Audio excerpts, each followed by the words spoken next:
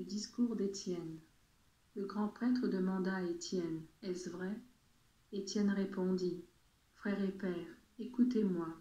Le Dieu glorieux apparut à notre ancêtre Abraham lorsqu'il était en Mésopotamie, avant qu'il aille habiter à Haran, et lui dit, « Quitte ton pays et ta famille, et va dans le pays que je te montrerai. » Abraham quitta alors le pays des Chaldéens et alla habiter à Haran.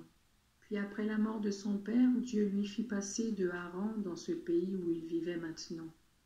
Dieu ne lui donna là aucune propriété, pas même un terrain de la largeur du pied, mais Dieu promit qu'il lui donnerait le pays et que ses descendants le posséderaient aussi après lui. Pourtant, à cette époque, Abraham n'avait pas d'enfant. Voici ce que Dieu lui déclara. « Tes descendants vivront dans un pays étranger, où ils deviendront esclaves, et où on les maltraitera pendant 400 ans. Mais je jurerai la nation dont ils auront été les esclaves. Ensuite ils s'en iront de là, et me rendront un culte en ce lieu-ci. » Puis Dieu conclut avec Abraham l'alliance dont la circoncision est le signe. C'est ainsi qu'Abraham circoncit son fils Isaac une semaine après sa naissance. De même Isaac circoncit Jacob, et Jacob circoncit les 12 patriarches. Les patriarches furent jaloux de Joseph, et le vendirent pour être esclave en Égypte. Mais Dieu était avec lui. Il le délivra de toutes ses peines.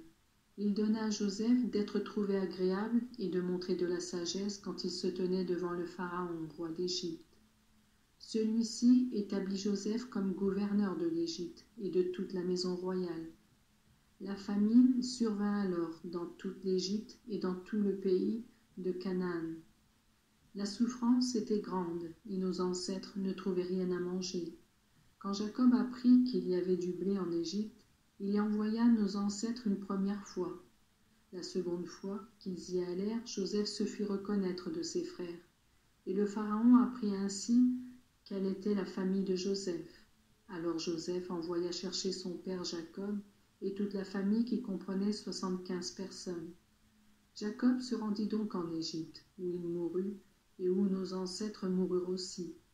On transporta leurs corps à Sichem, et on les enterra dans la tombe qu'Abraham avait achetée pour une somme d'argent au fils d'Hémor à Sichem.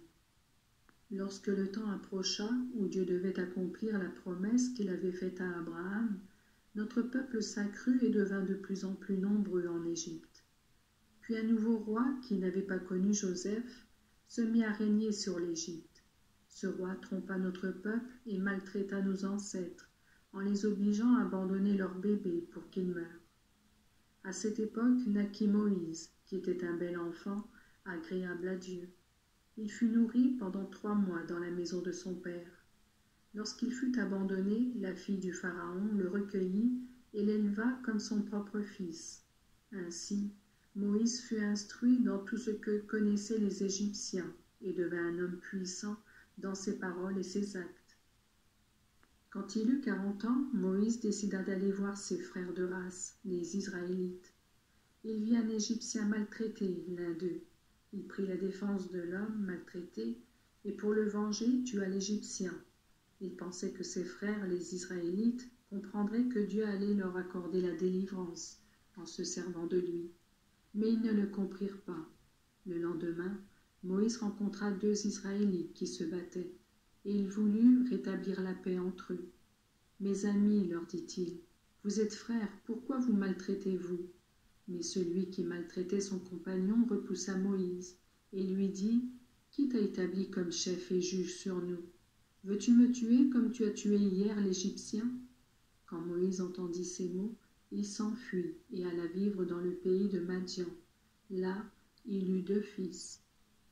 40 ans plus tard, dans le désert proche du mont Sinaï, un ange apparut à Moïse dans les flammes d'un buisson qui brûlait.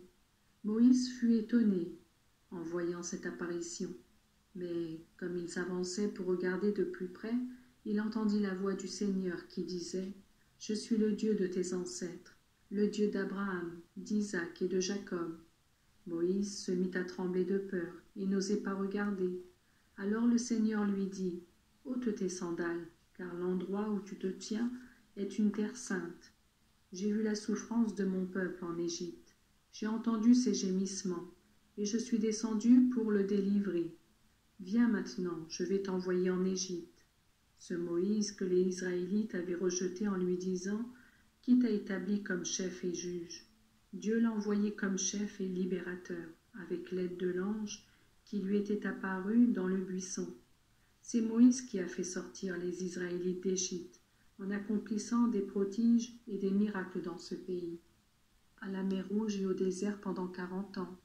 C'est Moïse encore qui dit aux Israélites « Dieu vous enverra un prophète comme moi, qui sera un membre de votre peuple. » C'est lui qui se trouvait auprès du peuple d'Israël assemblé dans le désert.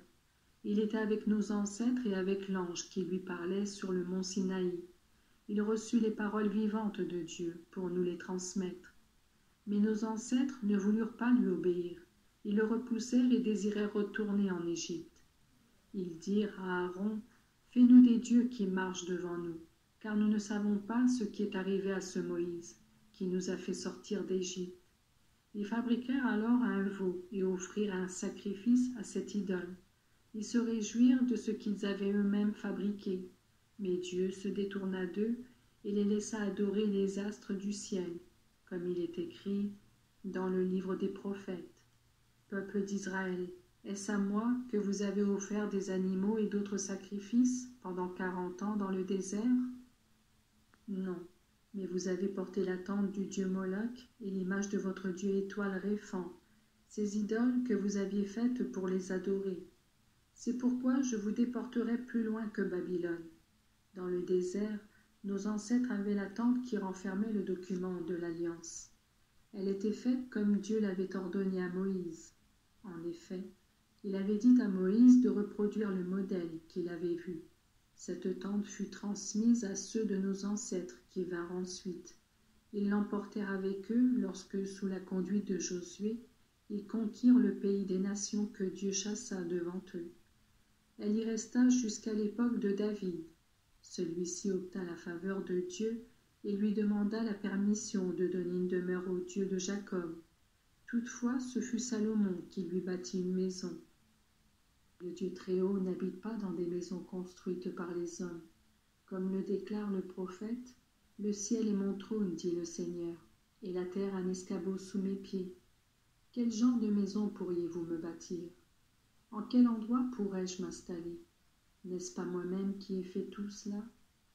Ô vous, hommes rebelles, dont le cœur et les oreilles sont fermés aux appels de Dieu, vous résistez toujours au Saint-Esprit.